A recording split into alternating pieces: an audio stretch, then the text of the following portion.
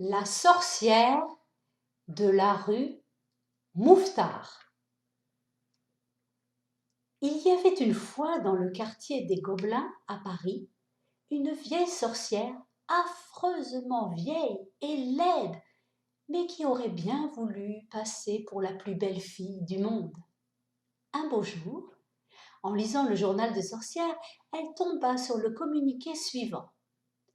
Madame, vous qui êtes vieille et laide, vous deviendrez jeune et jolie. Et pour cela, mangez une petite fille à la sauce tomate. Et plus bas, en petites lettres, attention, le prénom de cette petite fille devra obligatoirement commencer par la lettre N. Or, il y avait dans ce même quartier une petite fille qui s'appelait Nadia. C'était la fille aînée de Papa Saïd.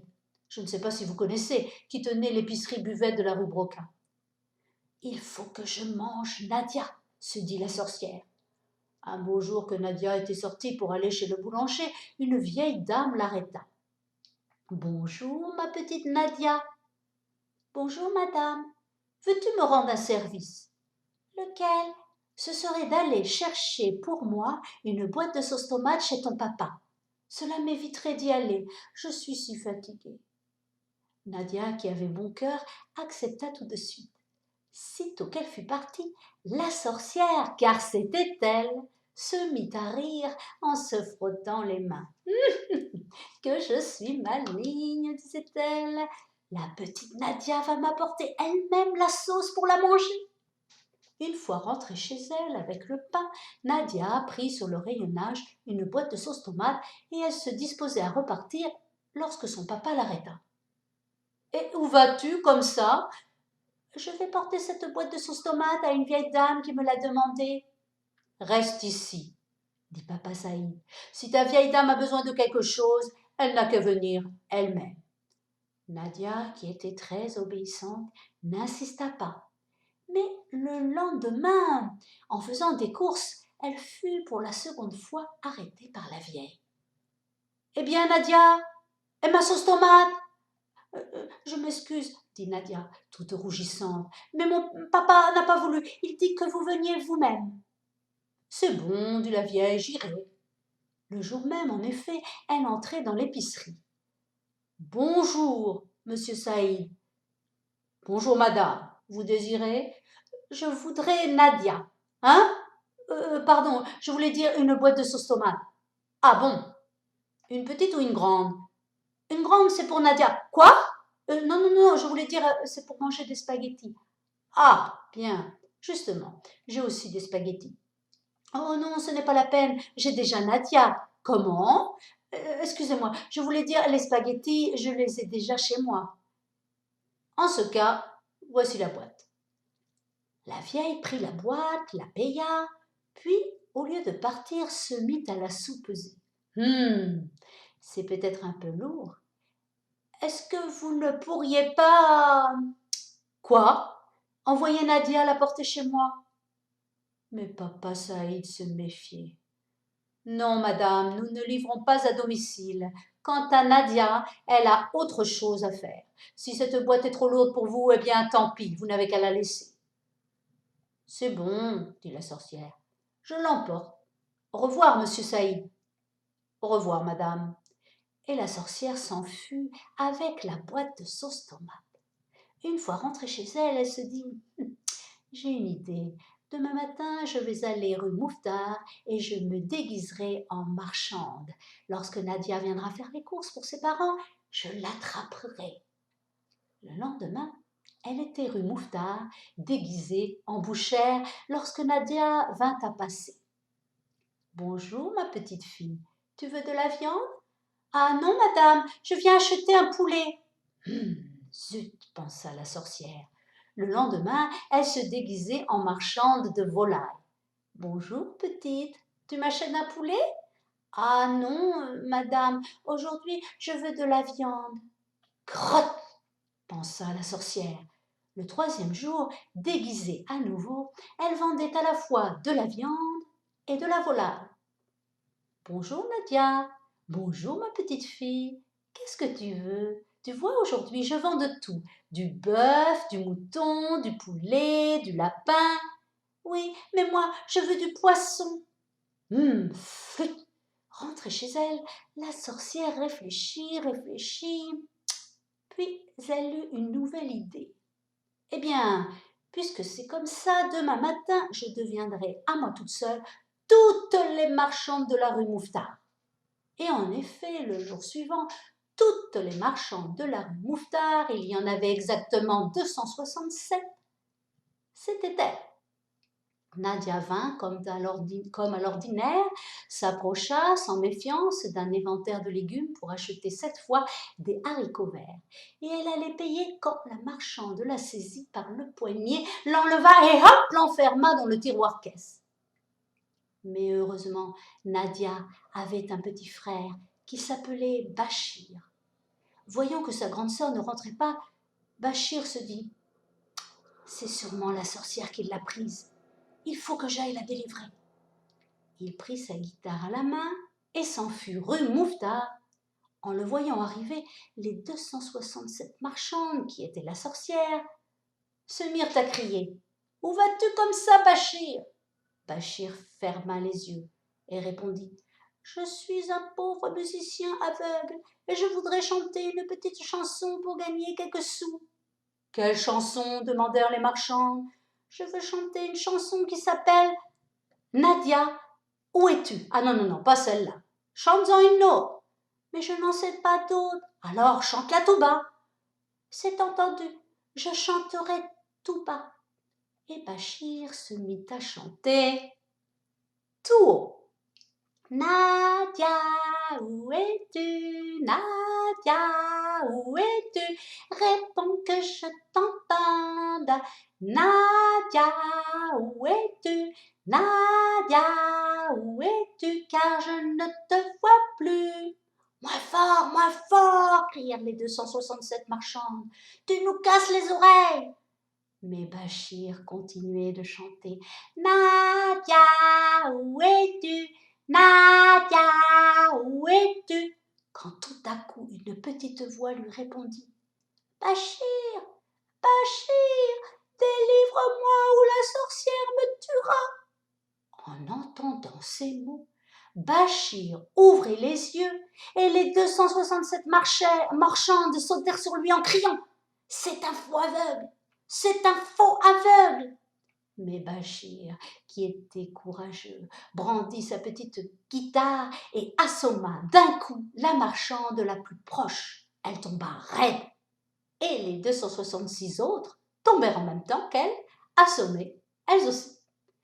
Alors Bachir entra dans toutes les boutiques, l'une après l'autre, en chantant « Nadia, où es-tu? Nadia, où es-tu » Pour la seconde fois, la petite voix lui répondit « Bachir, Bachir, délivre-moi ou la sorcière me tuera !» Cette fois, il n'y avait plus de doute. La voix venait de chez la marchande de légumes.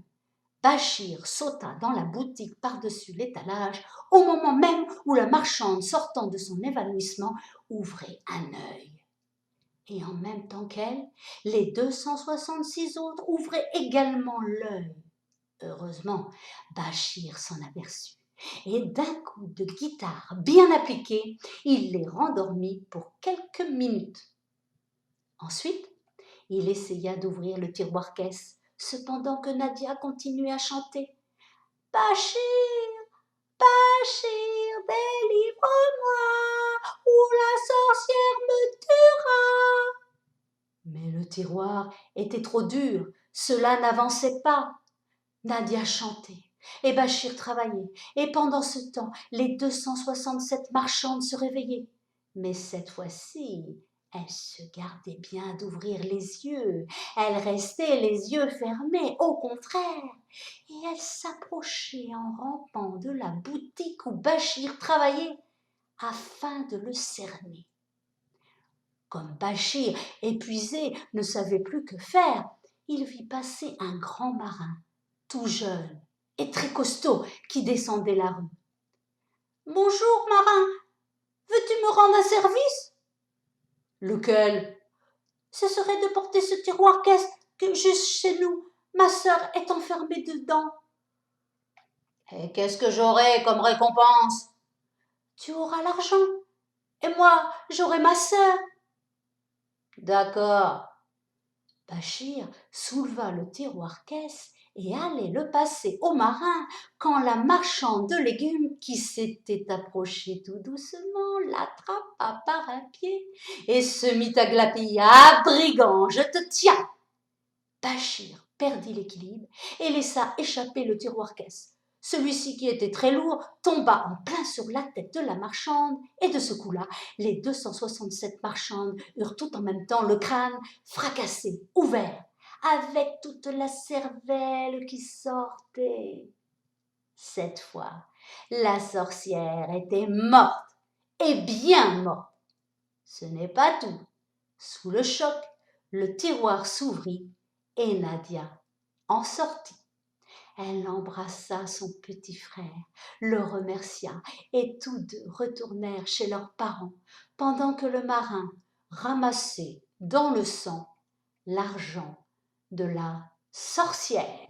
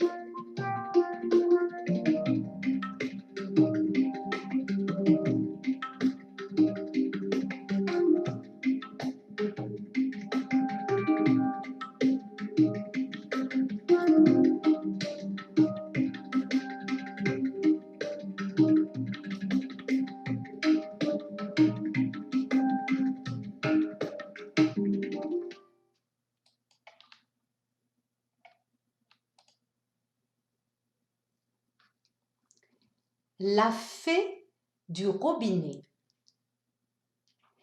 Il était une fois une fée, une gentille petite fée qui vivait dans une source pas très loin d'un village. Vous savez, n'est-ce pas, que la Gaule autrefois n'était pas chrétienne et que nos pères les Gaulois adoraient les fées.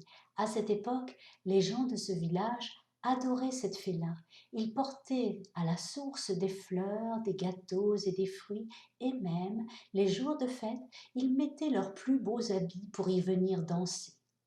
Et puis, un jour, la Gaule devint chrétienne et monsieur le curé interdit aux gens du pays de porter des offrandes et de venir danser autour de la source. Il prétendait qu'ils y perdraient leurs âmes et que la fée était un diable. Les villageois savaient bien que ce n'était pas vrai. Cependant, ils n'osaient rien dire parce qu'ils avaient peur du curé. Mais les plus vieux d'entre eux continuèrent de venir en cachette pour déposer leurs dons près de la source. Quand le curé s'en aperçut, il se fâcha tout rouge. Il fit dresser en cet endroit une grande croix de pierre, puis il organisa une procession et prononça au-dessus de l'eau un tas de paroles magiques en latin pour chasser la fée. Et les gens crurent vraiment qu'il avait réussi à la faire fuir, car pendant 1500 ans, plus personne n'entendit parler d'elle. Les vieux qui l'adoraient moururent, les jeunes l'oublièrent peu à peu, et leurs petits-enfants ne surent même plus qu'elle avait existé. Même les curés, ses ennemis, cessèrent de croire en elle. Pourtant, la fée n'était pas partie. Elle était toujours là, dans la source, mais elle se cachait, car la croix l'empêchait de sortir. Du reste, elle avait bien compris que personne ne voulait plus d'elle. Patience, pensait-elle, notre temps est passé, mais le temps des chrétiens passera, lui aussi. Un jour, cette croix tombera en morceaux et de nouveau, je serai libre. Un jour, deux hommes passèrent près de la source. C'étaient des ingénieurs. Ils remarquèrent que l'eau en était abondante et claire et décidèrent de l'utiliser pour le ravitaillement de la ville prochaine. Quelques semaines plus tard, arrivèrent les ouvriers. Ils enlevèrent la croix qui les gênait pour travailler, puis ils captèrent l'eau de la source et l'amenèrent par tuyau jusqu'à la ville. C'est ainsi que la fée se retrouva un beau jour dans une canalisation qu'elle suivit à l'aveuglette pendant des kilomètres en se demandant ce qui avait pu arriver. À mesure qu'elle avançait, le tuyau se faisait plus étroit, se divisait en plusieurs tuyaux secondaires. La fée tournait tantôt à gauche, tantôt à droite, et pour finir, elle aboutit à un gros robinet de cuivre au-dessus d'une pierre à évier. C'était une chance pour elle, car elle aurait pu aussi bien tomber dans une chasse d'eau, et dans ce cas, au lieu de la fée du robinet, elle serait devenue la fée des cabinets. Mais par bonheur, cela n'arriva pas. Ce robinet et cet évier faisaient partie d'une cuisine, et cette cuisine était située dans un appartement où habitait une famille d'ouvriers comprenant le père, la mère et deux grandes filles. La fée resta longtemps sans se manifester à eux, car les fées ne se montrent pas pendant le jour, elles ne sortent qu'après minuit. Or, le père travaillait dur, la mère aussi, les deux filles fréquentaient l'école, de sorte que tous étaient couchés à 10 heures au plus tard, et que personne n'ouvrait le robinet de toute la nuit. Une fois, cependant, l'aînée des filles, qui était gourmande et mal élevée, se leva sur le coup de 2 heures du matin pour aller voler dans le frigidaire. Elle prit une cuisse de poulet, la rongea, mangea une mandarine, trempa son doigt dans un pot de confiture, le lécha, après quoi elle eut soif. Elle sortit un verre du buffet, alla au robinet, l'ouvrit. Mais voilà qu'au lieu d'eau, il s'échappa d'une robinet une toute petite bonne femme en robe mauve, avec des ailes de libellule, qui tenait à la main une baguette surmontée d'une étoile d'or. La fée, car c'était elle, se posa sur le bord de l'évier et parla d'une voix musicale. Bonjour, Martine. J'ai oublié de dire que cette fille s'appelait Martine. Bonjour, madame, répondit Martine. Veux-tu être gentille, Martine demanda la bonne fée. Donne-moi un peu de confiture. Martine était, comme je l'ai dit, gourmande et mal élevée. Cependant, quand elle vit que la fée était bien habillée avec des ailes de libellule et une baguette magique, elle se dit attention, cette dame est une belle dame et j'ai tout intérêt à être bien avec. Aussi, répondit-elle avec un sourire hypocrite. Mais certainement, madame, tout de suite, madame. Elle prit une cuillère propre, elle la plongea dans le pot de confiture et la tendit à la bonne fée. Celle-ci battit des ailes, volta autour de la cuillère en y donnant quelques coups de langue, puis elle se reposa sur le buffet et dit Merci, Martine. En récompense de ta gentillesse, je vais te faire un don. À chaque mot que tu diras, il te sortira de la bouche une perle. Et la fée disparut. Ben ça alors, dit Martine. Et comme elle disait ces mots, 3 perles lui tombèrent de la bouche. Le lendemain matin, elle conta l'histoire à ses parents, non sans jeter une quantité de perles. Sa mère porta ces perles au bijoutier qui les trouva fort bonnes, encore qu'un peu petites. Si elle disait des mots plus longs, dit le père, elle grossirait peut-être. Ils demandèrent aux voisins quel est le mot le plus long de la langue française. Une voisine qui avait des lettres leur répondit que c'était le mot anticonstitutionnellement. Ils obligèrent Martine à le répéter. Elle obéit, mais les perles n'en furent pas plus grosses, plus allongées peut-être et d'une forme un peu plus biscornue. De plus, comme c'est un mot très difficile, Martine le prononçait mal et les perles en étaient de moins bonne qualité. Tant pis, dirent les parents. De toute façon, notre fortune est faite. À partir d'aujourd'hui, la petite n'ira plus à l'école. Elle restera assise à table et parlera toute la journée au-dessus du saladier.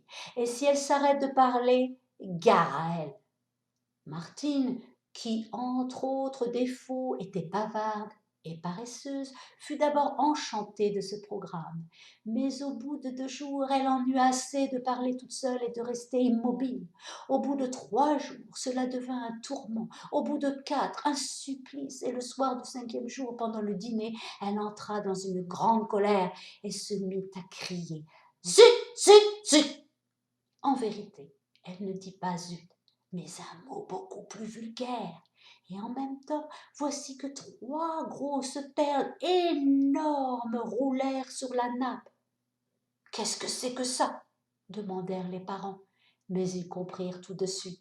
« C'est simple, » dit le père, « j'aurais dû y penser. Chaque fois qu'elle dit un mot ordinaire, elle crache une petite perle, mais quand c'est un gros mot, elle en crache une grosse. » À partir de ce jour-là, les parents obligèrent Martine à ne plus dire que des gros mots au-dessus du saladier.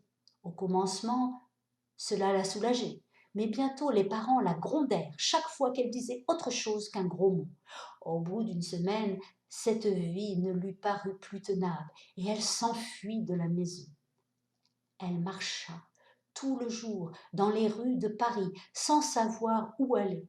Vers le soir, affamée et rompue de fatigue, elle s'assit sur un banc. Un jeune homme, la voyant seule, vint s'asseoir auprès d'elle. Il avait les cheveux ondulés, les mains blanches et un air très doux. Il lui parla très gentiment et elle lui raconta son histoire. Il l'écouta avec beaucoup d'intérêt, tout en recueillant dans sa casquette les perles qu'elle jetait en lui faisant ses confidences, et quand elle eut fini, il la regarda tendrement dans les yeux.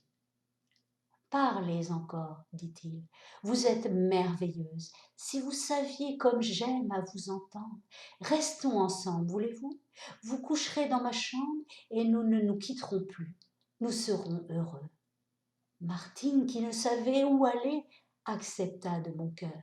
Le jeune homme l'emmena chez lui, la fit manger, coucher, et le lendemain matin au réveil, il lui dit « Maintenant, ma petite, parlons de choses sérieuses. Je n'ai pas l'intention de te nourrir à ne rien faire. Je m'en vais d'ici et je t'enferme ma clé. Ce soir, quand je reviendrai, je veux que la grande soupière soit pleine de grosses perles. Et si elle n'est pas pleine, tu auras de mes nouvelles. » Ce jour-là et les jours suivants, Martine fut prisonnière et obligée de remplir la soupière de perles. Le jeune homme au regard si doux l'enfermait chaque matin et revenait le soir. Et lorsque à son retour la soupière n'était pas pleine, il la battait. Mais laissons pour l'instant Martine à son triste sort et revenons chez ses parents. La jeune sœur de Martine, qui était sage et bonne, avait été profondément impressionnée par toute cette histoire et n'avait pas la moindre envie de rencontrer la fée du robinet.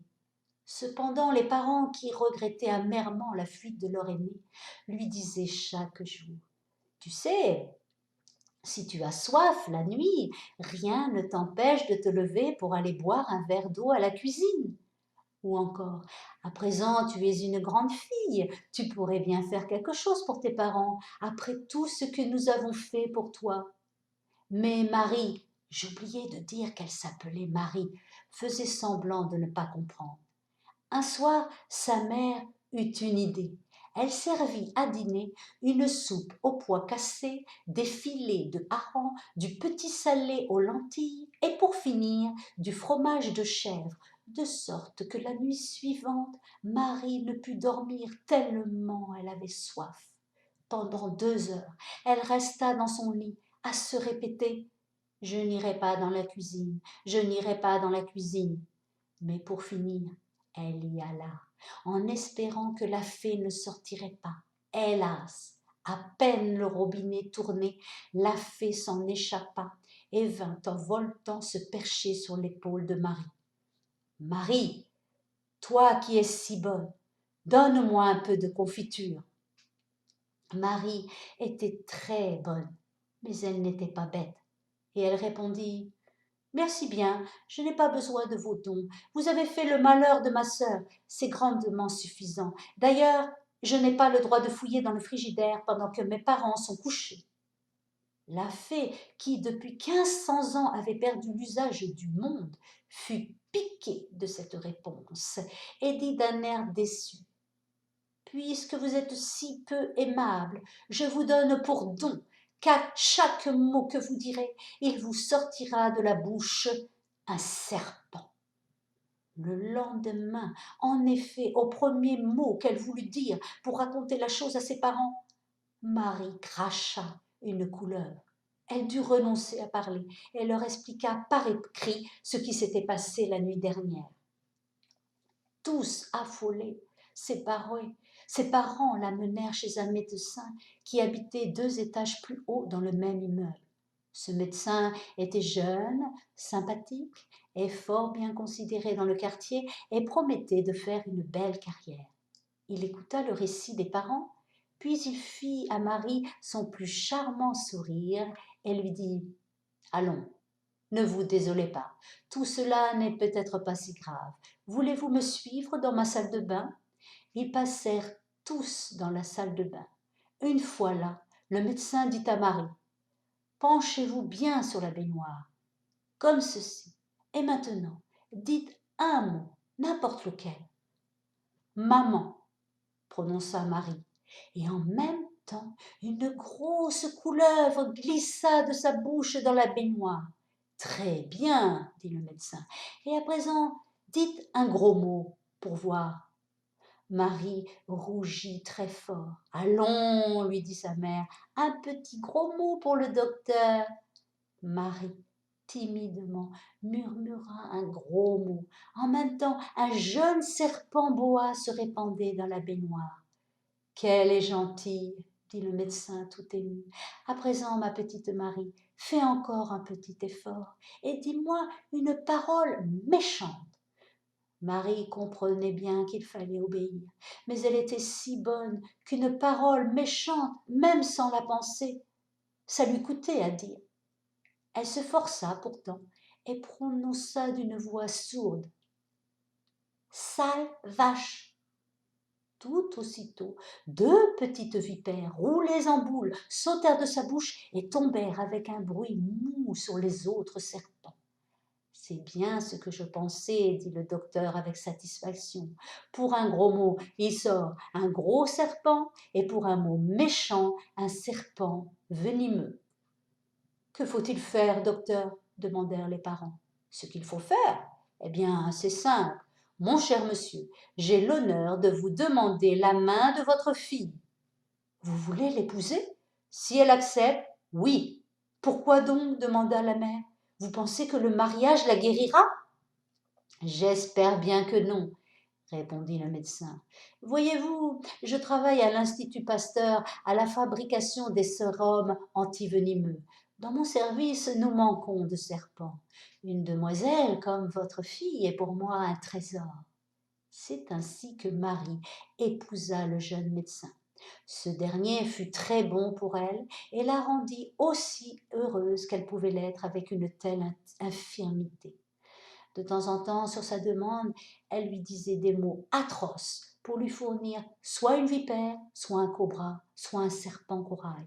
Et le reste du temps, elle ne parlait plus, ce qui, heureusement, ne lui pesait pas trop, car elle était simple et modeste. À quelque temps de là, la fée du robinet voulut savoir ce qu'il était advenu des deux filles. Elle apparut à leurs parents un samedi soir après minuit, comme ceux-ci rentraient du cinéma et cassaient une petite croûte avant d'aller se coucher. Elle les interrogea et ils lui répondirent. Toute confuse, elle apprit alors que non seulement elle avait récompensé la vilaine fille et puni la gentille, mais que, par pur hasard, le mauvais don avait tourné à l'avantage de Marie, tandis que le don des perles était pour la pauvre Martine une terrible malédiction, et qu'elle s'en trouvait punie bien au-delà de ce qu'elle méritait. La pauvre fée, découragée, se dit en elle-même. J'aurais mieux fait de me tenir tranquille.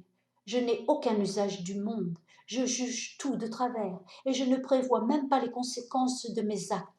Il faut que je trouve un enchanteur, plus sage que moi, pour qu'il m'épouse et que je lui obéisse. Mais où le chercher? Tout en réfléchissant, elle était sortie dans la rue et elle voltait au-dessus du trottoir, rue Brocard, lorsqu'elle vit une boutique éclairée. C'était l'épicerie buvette de Papa Saïd. Papa Saïd lui-même était en train de poser les chaises sur les tables avant d'aller se coucher. La porte était fermée, mais la fée, se faisant toute petite, passa par en dessous. C'est qu'en effet, elle avait vu, traînant sur une planche, un gros cahier et une trousse à crayons que Bachir avait oublié de ranger. Lorsque Papa Saïd se fut retiré, la fée arracha une feuille du cahier. Vous n'avez pas remarqué qu'il manque souvent une feuille au cahier de Bachir? Puis elle sortit de la trousse les crayons de couleur et elle se mit à dessiner. Bien entendu, Papa Saïd, en s'en allant, avait éteint l'électricité. Mais les fées ont de bons yeux et voient même les couleurs en pleine nuit. La fée du robinet dessina donc un enchanteur avec un grand chapeau pointu et une vaste houppelande noire. Le dessin terminé, elle souffla dessus et se mit à chanter. Enchanteur noir, couleur du soir, je t'ai dessiné, veux-tu m'épouser? La tête de l'enchanteur fit une grimace. Non, je ne veux pas, dit-il, tu es trop grosse. Alors, tant pis pour toi, répondit la fée. Elle souffla dessus une seconde fois et l'enchanteur ne bougea plus. Elle arracha une autre feuille, il manque souvent plus d'une feuille au cahier de Bachir, et dessina un deuxième enchanteur avec une houppelande brune. Elle souffla dessus et demanda Enchanteur brun, couleur de rien, je t'ai dessiné, veux-tu m'épouser? Mais l'enchanteur brun détourna la tête. Non, je ne veux pas, tu es trop maigre. Eh bien, tant pis pour toi. La fée souffla sur lui une seconde fois et il ne fut rien de plus qu'un dessin immobile. Puis elle chercha dans ses crayons les crayons de couleur et s'aperçut qu'il n'en restait plus qu'un, le bleu. Tous les autres étaient perdus. Celui-ci, pensa-t-elle, il ne faut pas que je le rate. Alors, en s'appliquant beaucoup, elle dessina sur une troisième feuille un troisième enchanteur dont la houppelande était bleue. Quand elle le finit, elle le regarda avec amour. Vraiment, c'était le plus beau de tous. Pourvu qu'il m'aime, pensa-t-elle. Elle souffla sur lui et se remit à chanter. Enchanteur bleu, couleur des cieux, je t'ai dessiné. Veux-tu m'épouser? D'accord, dit l'enchanteur. Alors la fée souffla dessus 3 fois. À la troisième fois, l'enchanteur dessiné s'épaissit, puis il se détacha de la feuille de papier, puis il se redressa, prit la fée par la main et tous les deux passèrent par-dessous la porte et s'envolèrent dans la rue. « Avant tout, dit l'enchanteur bleu, je vais ôter leurs dons à Martine ainsi qu'à Marie. »« Vraiment, tu crois ?» demanda la fée. « C'est la première chose à faire, dit-il, et là-dessus il récita une formule magique. Le lendemain, Martine avait cessé de cracher des perles. Le jeune homme à l'air doux, voyant cela, commença par la battre, puis quand il vit que cela ne servait à rien, il la chassa. Elle revint chez ses parents, mais l'aventure lui avait servi de leçon, car elle fut désormais douce et bonne. Le même jour, Marie cessa de cracher des serpents. C'était dommage pour l'Institut Pasteur, mais son époux ne le regretta point, car il eut le plaisir de parler avec elle, et il put constater qu'elle était aussi intelligente que sage.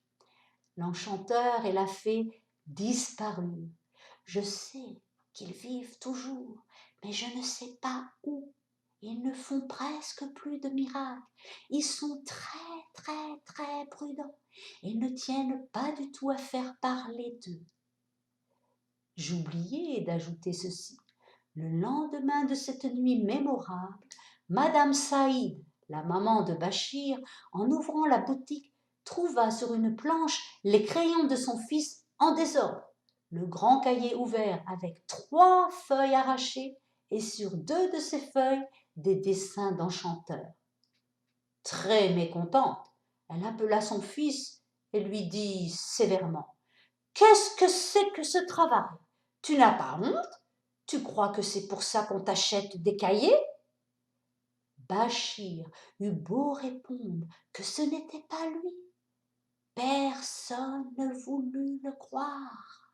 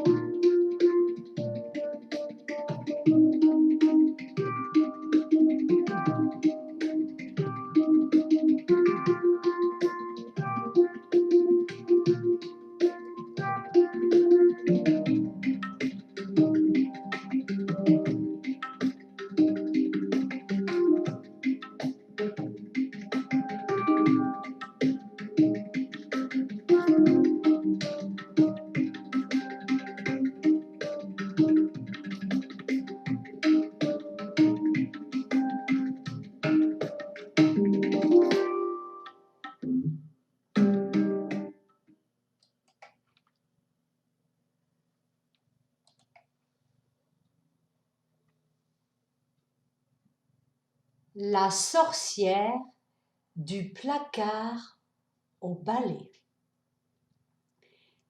C'est moi, monsieur Pierre, qui parle, et c'est à moi qu'est arrivée l'histoire. Un jour, en fouillant dans ma poche, je trouve une pièce de 5 nouveaux francs. Je me dis, chouette, je suis riche, je vais pouvoir m'acheter une maison. Et je cours aussitôt chez le notaire. Bonjour, monsieur le notaire, vous n'auriez pas une maison dans les 500 francs? 500 francs comment? Ancien ou nouveau? Ancien, naturellement. Ah non, me dit le notaire, je suis désolé, j'ai des maisons à 2 millions, 5 millions, à 10 millions, mais pas à 500 francs. Moi, j'insiste quand même. Vraiment? En cherchant bien, voyons, pas même une toute petite? À ce moment, le notaire se frappe le front. Mais si, j'y pense. Attendez un peu. Il fouille dans ses tiroirs et en tire un dossier.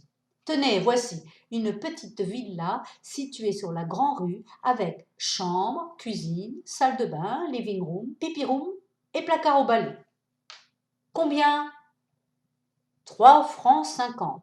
Avec les frais, cela fera 5 nouveaux francs exactement. C'est bon, j'achète.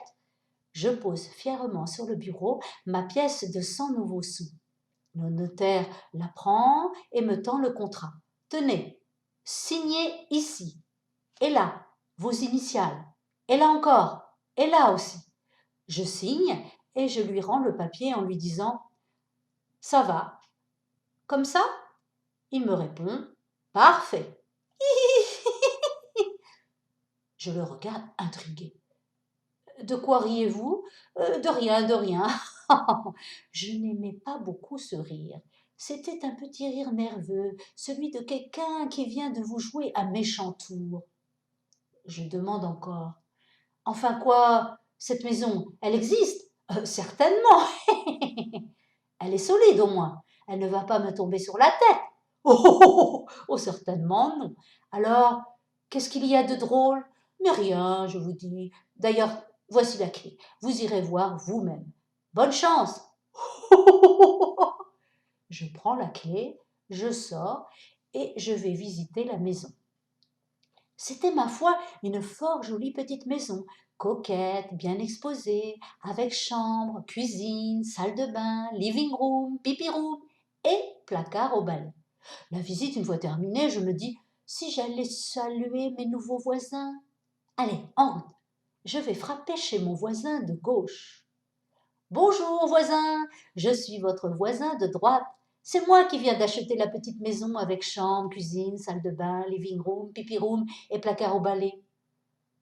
Là-dessus, je vois le bonhomme qui devient tout pâle. Il me regarde d'un air horrifié et pan, sans une parole, il me claque la porte au nez. Moi, sans malice, je me dis, tiens, quel original. Et je vais frapper chez ma voisine de droite. Bonjour, voisine, je suis votre voisin de gauche. C'est moi qui viens d'acheter la petite maison avec chambre, cuisine, salle de bain, living room, pipi room et placard au balai.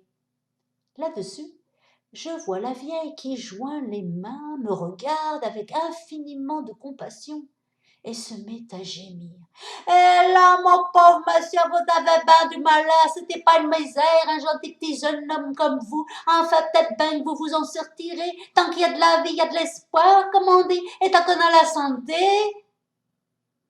Moi, d'entendre ça, je commence à m'inquiéter. Mais enfin, chère madame, pouvez-vous m'expliquer à la fin toutes les personnes à qui je parle de cette maison? Mais la vieille m'interrompt aussitôt. Excusez-moi, mon bon monsieur, mais j'ai mon rôti au four. Faut que j'aille voir si je veux point qui grâle. Et pan! Elle me claque la porte au nez, elle aussi. Cette fois, la colère me prend. Je retourne chez le notaire et je lui dis. Maintenant, vous allez me dire ce qu'elle a de particulier, ma maison, que je m'amuse avec vous. Et si vous ne voulez pas me le dire, je vous casse la tête. Et en disant ces mots, j'attrape le gros cendrier de verre. Cette fois, le type ne rit plus. Eh là, doucement, calmez-vous, cher monsieur. Posez ça là, asseyez-vous. Parlez d'abord. Mais oui, oui, oui, je vais parler. Après tout, maintenant que le contrat est signé, je peux bien vous le dire. La maison est hantée. Hantée? Hantée par qui? Par la sorcière du placard au balai. Vous ne pouviez pas me le dire plus tôt? Ben non, si je vous l'avais dit, vous n'auriez plus voulu acheter la maison, et moi je voulais la vendre. Finissez de rire ou je vous casse la tête. C'est bon, c'est bon. Mais dites-moi donc, j'y pense, je l'ai visité ce placard au balai, il y a un quart d'heure à peine. Je n'ai pas vu de sorcière. Ah, c'est qu'elle n'y est pas dans la journée, elle ne vient que la nuit. Et qu'est-ce qu'elle fait la nuit? Oh, elle se tient tranquille, elle ne fait pas de bruit, elle reste là, bien sage, dans son placard. Seulement, attention, si vous avez le malheur de chanter sorcière, sorcière, prends garde à ton derrière, à ce moment-là, elle sort, et c'est tant pis pour vous. Moi, en entendant ça, je me relève d'un bond et je me mets à crier. Espèce d'idiot, vous aviez bien besoin de me chanter ça? Jamais ne me serait venue l'idée d'une pareille ânerie. Maintenant, je ne vais plus penser à autre chose. C'est exprès. Et comme j'allais sauter sur lui, le notaire s'enfuit par une porte dérobée. Que faire? Je rentre chez moi en me disant, après tout, je n'ai qu'à faire attention. Essayons d'oublier cette chanson idiote. Facile à dire. Des paroles comme celle-là ne se laissent pas oublier. Les premiers mois, bien sûr, je me tenais sur mes gardes. Et puis, au bout d'un an et demi, la maison, je la connaissais, je m'y étais habituée, elle m'était familière. Alors j'ai commencé à chanter la chanson pendant le jour, aux heures où la sorcière n'était pas là. Et puis dehors, où je ne risquais rien. Et puis je me suis mis à chanter la nuit dans la maison, mais pas entièrement. Je disais simplement sorcière, sorcière, et puis je m'arrêtais. Il me semblait alors que la porte du placard au balai se mettait à frémir. Mais comme j'en restais là, la sorcière ne pouvait rien. Alors, voyant cela, je me suis mise à en dire chaque jour un peu plus. Prends garde, puis prends garde à, puis prends garde à ton. Et enfin, prends garde à ton dette. Je m'arrêtais juste à temps. Il n'y avait plus de doute. La porte frémissait, tremblait, sur le point de s'ouvrir. Ce que la sorcière devait rager à l'intérieur. Ce petit jeu s'est poursuivi jusqu'à Noël dernier. Cette nuit-là, après avoir réveillonné chez des amis, je rentre chez moi un peu pompette sur le coup de 4 heures du matin en me chantant tout au long de la route. Sorcière, sorcière, prends garde à ton derrière. Bien entendu, je ne risquais rien puisque j'étais dehors. J'arrive dans la grande rue. Sorcière, sorcière, je m'arrête devant ma porte. Prends garde à ton derrière. Je sors la clé de ma poche. Sorcière, sorcière, je ne risquais toujours rien. Je glisse la clé dans la serrure. Prends garde à ton derrière. Je tourne. J'entre, je retire la clé, je referme la porte derrière moi, je m'engage dans le couloir en direction de l'escalier. Sorcière, sorcière, prends garde à ton derrière. Zut! Ça y était, cette fois je l'avais dit. Au même moment, j'entends tout près de moi une petite voix pointue, aigre, méchante. Ah, vraiment? Et pourquoi est-ce que je dois prendre garde à mon derrière? C'était elle. La porte du placard était ouverte et elle était campée dans l'ouverture, le poing droit sur la hanche et un de mes balais dans la main gauche. Bien entendu, j'essaie de m'excuser. Oh, je vous demande pardon, madame. C'est un moment de distraction. J'avais oublié que, enfin, je veux dire, j'ai chanté ça sans y penser. Elle ricane doucement. Sans y penser? Menteur, depuis 2 ans, tu ne penses qu'à ça. Tu te moquais bien de moi, n'est-ce pas, lorsque tu t'arrêtais au dernier mot, à la dernière syllabe. Mais moi, je me disais, patience, mon mignon, un jour tu la cracheras, ta petite chanson d'un bout à l'autre, et ce jour-là, ce sera mon tour de m'amuser. Eh bien, voilà, c'est arrivé. Moi, je tombe à genoux. Et je me mets à supplier. Pitié, madame, ne me faites pas de mal, je n'ai pas voulu vous offenser, j'aime beaucoup les sorcières. J'ai de très bonnes amies sorcières. Ma pauvre mère elle-même était sorcière. Si elle n'était pas morte, elle pourrait vous le dire. Et puis d'ailleurs, C'est aujourd'hui Noël. Le petit Jésus est né cette nuit. Vous ne pouvez pas me faire disparaître un jour pareil. » La sorcière me répond: « Ta, je ne veux rien entendre. Mais puisque tu as la langue si bien pendue, je te propose une épreuve. Tu as 3 jours pour me demander 3 choses impossibles.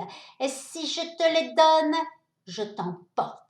Mais si une seule des 3, je ne suis pas capable de te la donner, je m'en vais pour toujours et tu ne me verras plus. Allez, je t'écoute. » Moi, pour gagner du temps, je lui réponds: « je ne sais pas, je n'ai pas d'idée, il faut que je réfléchisse. Laissez-moi la journée. » « C'est bon, dit-elle, je ne suis pas pressée. À ce soir. » Et elle disparaît. Pendant une bonne partie de la journée, je me tâte, je me creuse, je me fouille les méninges. Et tout à coup, je me souviens que mon ami Bachir a 2 petits poissons dans un bocal et que ces 2 petits poissons, m'a-t-il dit, sont magiques. Sans perdre une seconde, je fonce rue Broca et je demande à Bachir: « Tu as toujours tes 2 poissons ? » « Oui, pourquoi ? » « Parce que dans ma maison, il y a une sorcière, une vieille, une méchante sorcière. Ce soir, je dois lui demander quelque chose d'impossible. Sinon, elle m'emportera. Tes petits poissons pourraient peut-être me donner une idée. »« Oh, sûrement, dit Bachir. Je vais les chercher. » Il s'en va dans l'arrière-boutique, puis il revient avec un bocal plein d'eau dans lequel nagent 2 petits poissons, l'un rouge et l'autre jaune tachetés de noir. C'est bien vrai qu'ils ont l'air de poissons magiques. Je demande à Bachir: « Maintenant, parle-leur. »« Ah non, répond Bachir, je ne peux pas leur parler moi-même, ils ne comprennent pas le français. Il faut un interprète. Ne t'en fais pas, moi j'en ai un. » Et voilà mon Bachir qui se met à chanter. Petite souris, petite amie, viens par ici, parle avec mes petits poissons, et tu auras du saucisson. À peine a-t-il fini de chanter qu'une adorable souris grise arrive en trottinant sur le comptoir, s'assied sur son petit derrière à côté du bocal et pousse 3 petits cris, comme ceci. Bachir traduit. Elle dit qu'elle est prête. Raconte-lui ce qui t'est arrivé. Je me penche vers la souris et je lui raconte tout. Le notaire, la maison, les voisins, le placard, la chanson, la sorcière et l'épreuve qu'elle m'a imposée.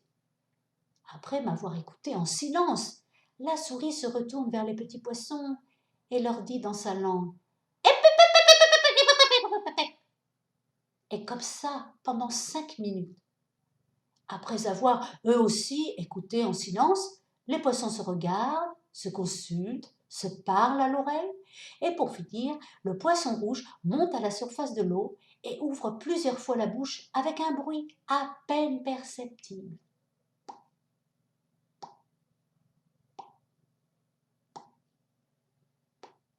Et ainsi de suite, pendant près d'1 minute. Quand c'est fini, la petite souris se retourne vers Bachir et recommence à pépier. Je demande à Bachir: « Qu'est-ce qu'elle raconte ?» Il me répond: « Ce soir, quand tu verras la sorcière, demande-lui des bijoux en caoutchouc qui brillent comme des vrais. Elle ne pourra pas te les donner. » Je remercie Bachir. Bachir donne une pincée de daphné au petit poisson, à la souris une rondelle de saucisson, et sur ce, nous nous séparons. Dans le couloir, la sorcière m'attendait. « Alors, qu'est-ce que tu me demandes ?» Sûre de moi, je réponds: « Je veux que tu me donnes des bijoux en caoutchouc qui brillent comme des vrais. » Mais la sorcière se met à rire. « Cette idée-là n'est pas de toi, mais peu importe, les voilà. » Elle fouille dans son corsage et en tire une poignée de bijoux, 2 bracelets, 3 bagues et un collier, tout ça brillant comme de l'or, étincelant comme du diamant de toutes les couleurs et mou comme de la gomme à crayon. À demain, me dit-elle, pour la deuxième demande. Et cette fois, tâche d'être un peu plus malin. Et hop, la voilà disparue. Le lendemain matin, j'emporte les bijoux chez un de mes amis qui est chimiste et je lui dis « Qu'est-ce que c'est que cette matière ?»« Fais voir, me dit-il, et il s'enferme dans son laboratoire. Au bout d'une heure, il en ressort en me disant « Ça, c'est extraordinaire. Ils sont en caoutchouc. Je n'ai jamais vu ça. Tu permets que je les garde ?» Je lui laisse les bijoux et je retourne chez Bachir. « Les bijoux, ça ne va pas, je lui dis. La sorcière me les a donnés tout de suite. »« Alors il faut recommencer, dit Bachir. Il retourne chercher le bocal, le pose sur le comptoir et se remet à chanter. Petite souris, petite amie, viens par ici. Parle avec mes petits poissons et tu auras du saucisson. La petite souris accourt. Je la mets au courant. Elle traduit, puis recueille la réponse et transmet à Bachir. Qu'est-ce qu'elle dit? Et Bachir me traduit. Demande à la sorcière une branche de l'arbre à macaroni et repique-la dans ton jardin pour voir si elle pousse. Et le soir même, je dis à la sorcière, je veux une branche de l'arbre à macaroni. Cette idée-là n'est pas de toi, mais ça ne fait rien. Voilà. Et crac, elle sort de son corsage un magnifique rameau de macaroni en fleurs, avec des branchettes en spaghettis, de longues feuilles en nouilles, des fleurs en coquillettes et même de petites graines en forme de lettres de l'alphabet. Je suis bien étonnée, mais tout de même, j'essaie de chercher la petite bête. Ce n'est pas une branche d'arbre, ça ne repousse pas. Crois-tu? Dit la sorcière. Eh bien, repique-la dans ton jardin et tu verras. Et à demain soir. Moi, je ne fais ni une ni deux. Je sors dans le jardin. Je creuse un petit trou dans une plate-bande. J'y plante la branche de macaroni. J'arrose et je vais me coucher. Le lendemain matin, je redescends.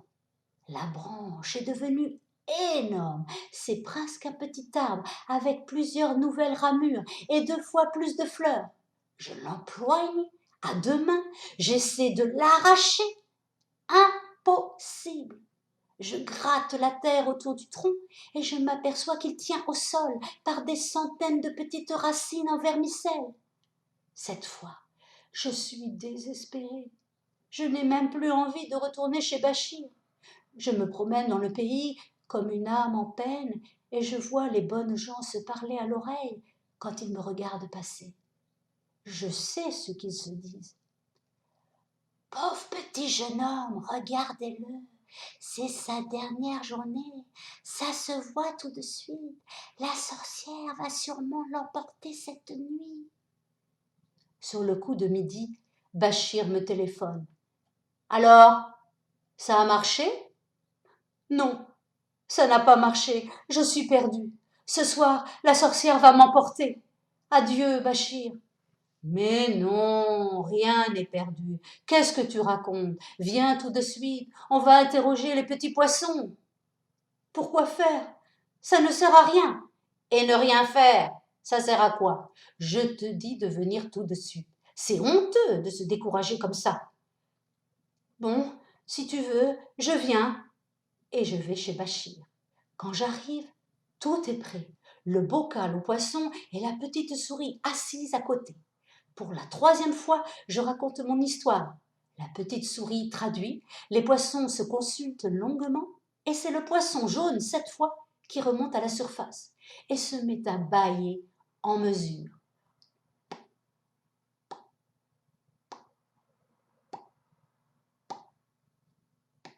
Pendant près d'un quart d'heure, la souris, à son tour, se retourne vers nous et fait tout un discours qui dure bien 10 minutes.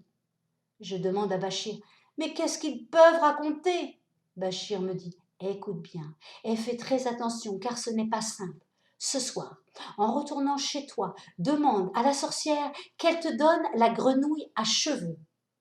Elle sera bien embarrassée, car la grenouille à cheveux, c'est la sorcière elle-même. Et la sorcière n'est rien d'autre que la grenouille à cheveux qui a pris forme humaine. Alors, de deux choses l'une, ou bien elle ne peut pas te la donner, et en ce cas, elle est obligée de partir pour toujours, ou bien elle voudra te la montrer quand même, et pour cela, elle sera obligée de se transformer. Dès qu'elle sera devenue grenouille à cheveux, toi, attrape-la et ligote-la bien fort et bien serré avec une grosse ficelle. Elle ne pourra plus se dilater pour redevenir sorcière. Après cela, tu lui raseras les cheveux et ce ne sera plus qu'une grenouille ordinaire, parfaitement inoffensive. Cette fois, l'espoir me revient. Je demande à Bachir, « Peux-tu me vendre la ficelle ?» Bachir me vend une pelote de grosses ficelles. Je remercie et je m'en vais. Le soir venu, la sorcière est au rendez-vous. « Alors, mignon, c'est maintenant que je t'emporte? Qu'est-ce que tu vas me demander à présent ?» Moi, je m'assure que la ficelle est bien déroulée dans ma poche et je réponds « Donne-moi la grenouille à cheveux. » Cette fois, la sorcière ne rit plus. Elle pousse un cri de rage. « Hein? Quoi? Cette idée-là n'est pas de toi. Demande-moi autre chose. » Mais je tiens bon. Et pourquoi autre chose? Je ne veux pas autre chose. Je veux la grenouille à cheveux. Tu n'as pas le droit de me demander ça. Tu ne peux pas me donner la grenouille à cheveux? Je peux, mais ce n'est pas de jeu. Alors, tu ne veux pas? Non, je ne veux pas. En ce cas, retire-toi. Je suis ici, chez moi. À ce moment, la sorcière se met à hurler. Ah, c'est comme ça. Eh bien la voilà, puisque tu la veux, ta grenouille à cheveux. Et je la vois qui se ratatine, qui rapetisse, qui rabougrit, qui se dégonfle et se défait comme si elle fondait tant et si bien que 5 minutes après, je n'ai plus devant moi qu'une grosse grenouille verte avec plein de cheveux sur la tête qui se traîne sur le parquet en criant comme si elle avait le hoquet. Aussitôt, je saute sur elle, je la plaque sur le sol, je tire la ficelle de ma poche et je te la prends, je te la ligote et je te la saucissonne. Elle se tortille, elle étouffe, presque, elle essaie de se regonfler, mais la ficelle est trop serrée. Elle me regarde avec des yeux furieux, en loquetant comme elle peut. Moi, sans perdre de temps, je l'emporte dans la salle de bain, je la savonne, je la rase, après quoi je la détache et je la laisse passer la nuit dans la baignoire, avec un peu d'eau dans le fond. Le lendemain, je la porte à Bachir dans un bocal avec une petite échelle pour qu'elle serve de baromètre. Bachir me remercie et place le nouveau bocal sur une étagère à côté de celui des poissons. Depuis ce temps-là, les deux poissons et la grenouille n'arrêtent pas de se parler.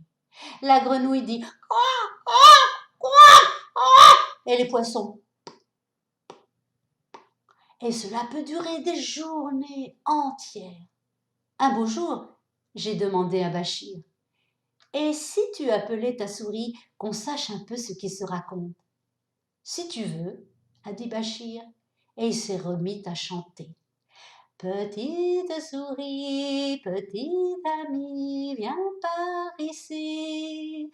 Quand la souris est venue, Bachir lui a demandé d'écouter et de traduire. Mais la souris, cette fois, a refusé tout net. Pourquoi? Ai-je demandé. Et Bachir a répondu, parce que ce ne sont que des gros mots. Voilà l'histoire de la sorcière. Et maintenant, quand vous viendrez me rendre visite, soit de jour, soit de nuit, Dans la petite maison que j'ai achetée, vous pourrez chanter tout à votre aise. Sorcière, sorcière, prends garde à ton derrière. Je vous garantis qu'il n'arrivera rien.